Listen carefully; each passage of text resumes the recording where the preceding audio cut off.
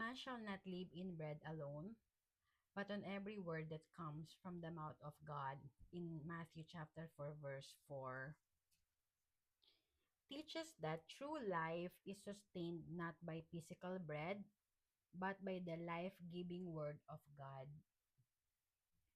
Lord Jesus responds to Satan's temptation by quoting Deuteronomy chapter 8, verse 13.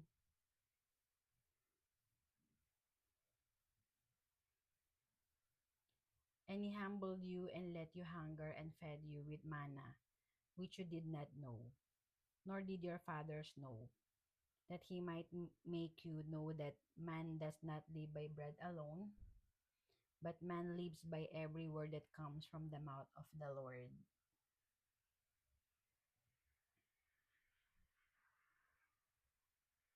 Showing that obedience to God and dependence on his word outweigh physical needs.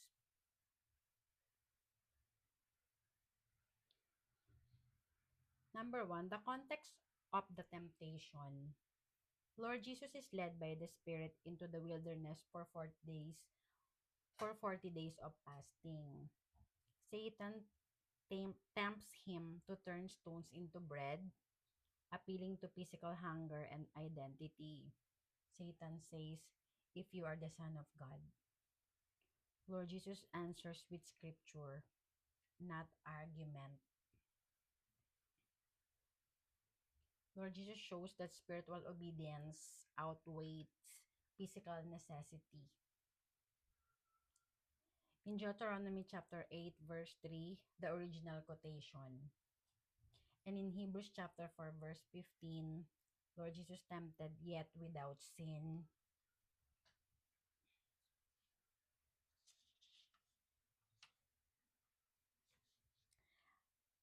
In Hebrews chapter 4, verse 15, our high priest, referring to Lord Jesus, is not one who cannot feel sympathy for our weaknesses. On the contrary, we have a high priest who was tempted in every way that we are, but did not sin.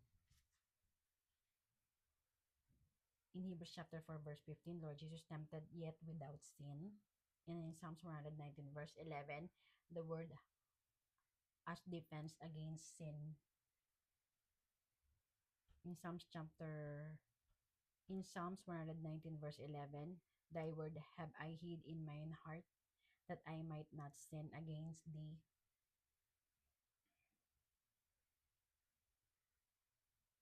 Number two, the meaning of man shall not live by bread alone.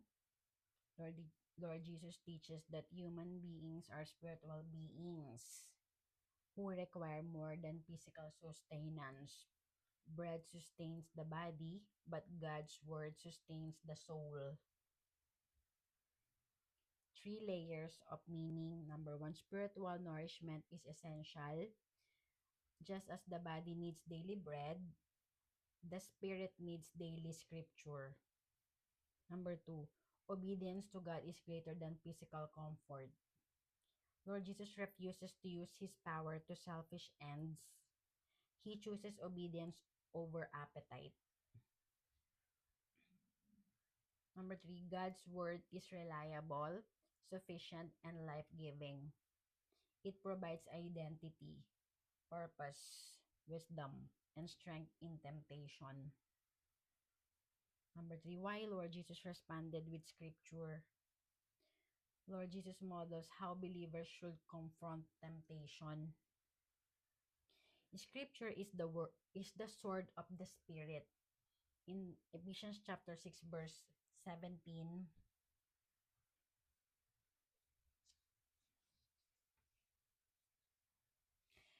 and accept salvation as a helmet, and the word of God as the sword which the Spirit gives you. And Satan twists scripture in Matthew chapter 4, verse 6, and said to him, "If you are God's son, throw yourself down, for the scripture says God will give orders to his angels about you. They will hold you up with their hands so that not even your feet will be hurt on the stones." Satan twists scripture in Matthew chapter 4 verse 6. So believers must know it accurately. Number 3, the word reveals God's will, guiding decisions and priorities. Lord Jesus demonstrates that victory comes not through debate but through truth. Lord Jesus demonstrates that victory comes not through debate but through truth. Number 4, application, living by the word today. Letter A, daily dependence on scripture. Just as we eat daily, we must feed on God's word daily. Ways to eat the word. Number 1, reading, meditation, prayer, worship, fellowship, and communion in John chapter 6 verse 35. I am the bread of life. Lord Jesus told them, those who come to me will never be hungry. Those who believe in me will never thirsty. Letter B, resisting temptation with truth.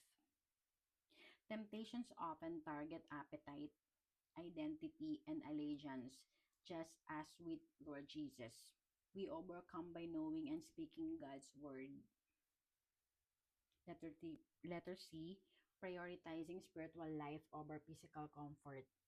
Obedience may require sacrifice, but spiritual life is worth more than physical ease. Any sacrifice of the flesh is cheap that wins obedience. In Deuteronomy chapter 8, verse 3, original source of Lord Jesus quote, and he humbled you and let you hunger and fed you with manna, which you did not know, nor did your fathers know, that he might make you know that man does not live by bread alone, but man lives by every word that comes from the mouth of the Lord. And in John chapter 6, verse 35, I am the bread of life. Whoever comes to me will never go hungry, and whoever believes in me will never be thirsty. Lord Jesus as the bread of life. And in Psalms 119, verse 11, thy word have I hid in mine heart, that I might not sin against thee. Hiding the word in the heart. And in 2 Timothy chapter 3, verse 16 to 17, scripture equips for every good work.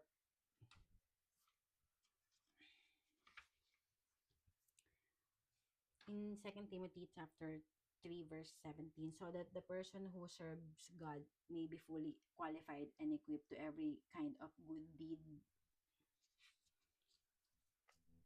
In 2 Timothy chapter 3, verse 16,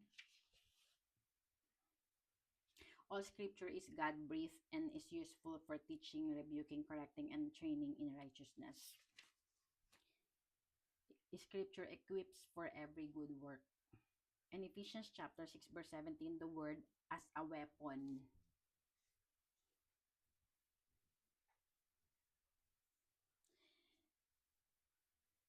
And accept salvation as a helmet and the word of God as the sword which the Spirit gives you. The word as a weapon. And in Hebrews chapter 4, verse 12,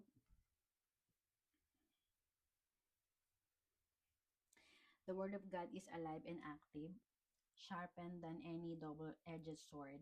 It cuts all the way through to where soul and spirit meet, to where joints and marrow come together. It judges the desires and thoughts of the heart. The summary in Matthew chapter 4, verse 4, man shall not live on bread alone, but on every word that comes from the mouth of God, teaches that true life is sustained by God's word, not merely physical food. Lord Jesus models perfect obedience, dependence on scripture, and victory over temptation. Believers must feed on the word daily, trust God above physical needs, and use scripture to stand firm.